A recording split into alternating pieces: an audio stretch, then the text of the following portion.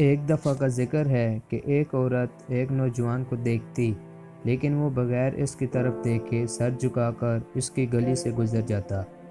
دیکھنے میں وہ کسی مدرسے کا طالب علم لگتا تھا، لیکن اتنا خوبصورت تھا کہ وہ دیکھتے ہی اسے اپنا دل دے بیٹھی، اور اب چاہتی تھی کہ وہ کسی طرح اس پر نظر التفات ڈالے، لیکن وہ اپنی مستی میں مگن سر جھکائے زیر لب کچھ پڑھتا ہوا روزانہ ایک مخصوص وقت پر وہاں سے گزرتا، اور کبھی آنکھ اٹھا کر بھی نہ دیکھتا۔ اس عورت کو اب ضد سی ہو گئی تھی۔ وہ حیران تھی کہ کوئی ایسا نوجوان بھی ہو سکتا ہے جو اس کی طرف نہ دیکھے، اور اسے ایسا سوچنے کا حق بھی تھا۔ وہ اپنے علاقے کی سب سے امیر اور خوبصورت عورت تھی، خوبصورت اتنی کہ جب وہ باہر نکلتی تو لوگ اسے بے اختیار دیکھنے پر مجبور ہو جاتے۔ اسے حیرت تھی کہ جس کی خوبصورتی کو دیکھنے کے لیے لوگ ترستے ہیں، وہ خود کسی کو پسند کرے اور وہ مائل نہ ہو، اس کی طرف دیکھنا گوارا نہ کرے۔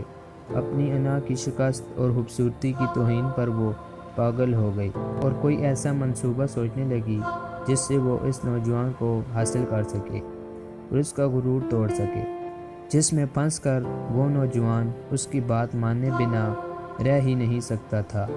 اگلے دن جب وہ نوجوان اس گلی سے گزر رہا تھا، ایک عورت اس کے قریب آئی اور کہنے لگی، بیٹا، میری مالکن تمہیں بلا رہی ہیں۔ نوجوان نے کہا، اماں جی، آپ کی مالکن کو مجھ سے کیا کام ہے؟ اس عورت نے کہا، بیٹا، اس نے تم سے کوئی مسئلہ پوچھنا ہے، وہ مجبور ہے، خود باہر نہیں آ سکتی۔ نوجوان اس عورت کے ساتھ چلا گیا۔ اس کے وہم و گمان میں بھی نہیں تھا کہ جو عورت اسے بلا رہی ہے اس کا منصوبہ کیا ہے اور وہ کیا چاہتی ہے۔ وہ تو اپنی فطرتی سادہ دلی کی وجہ سے اس کی مدد کرنے کے لیے اس کے گھر آ گیا۔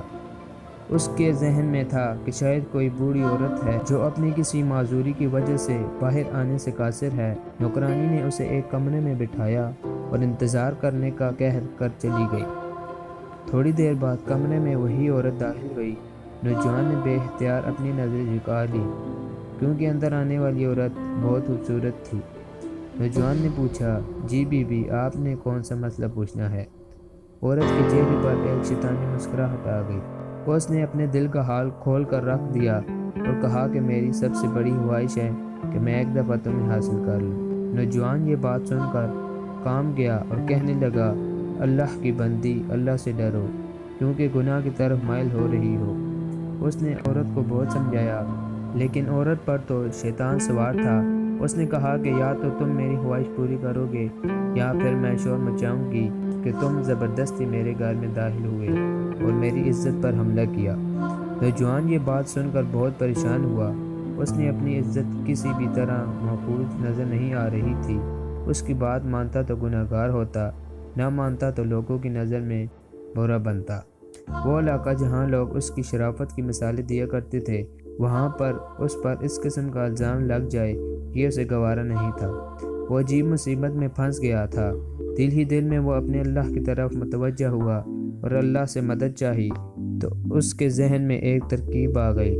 اس نے عورت سے کہا، ٹھیک ہے، میں تمہاری خواہش پوری کرنے کے لیے تیار ہوں، لیکن پہلے مجھے بیت الخلا جانے کی حاجت ہے۔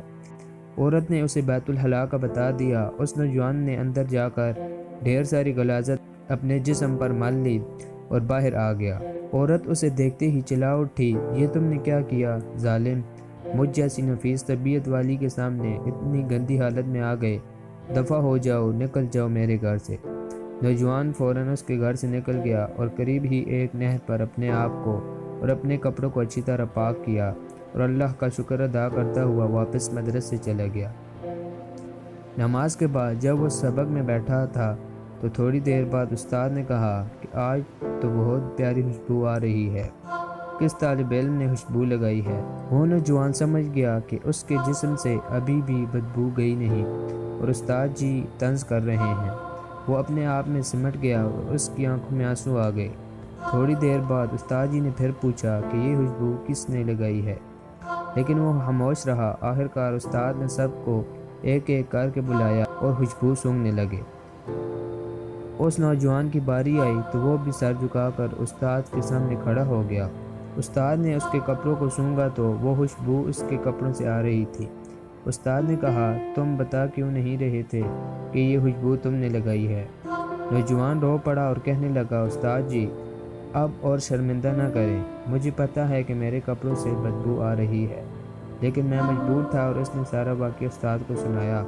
استاد نے کہا کہ میں تمہارا مذاق نہیں اڑا رہا، خدا کی قسم تمہارے کپڑوں سے واقعی ہی ایسی خوشبو آ رہی ہے جو میں نے آج سے پہلے کبھی نہیں سونگھی، اور یقیناً یہ اللہ کی طرف سے ہے کہ تم نے اپنے آپ کو گناہ سے بچانے کے لیے اپنے آپ کو گندگی لگانا پسند کر لیا، لیکن اللہ نے اسی گندگی کو ایک ایسی خوشبو میں بدل دیا جو کہ اس دنیا کی نہیں لگتی۔ کہتے ہیں کہ اس نوجوان کے ان کپڑوں سے ہمیشہ ہی وہ خوشبو آتی رہی۔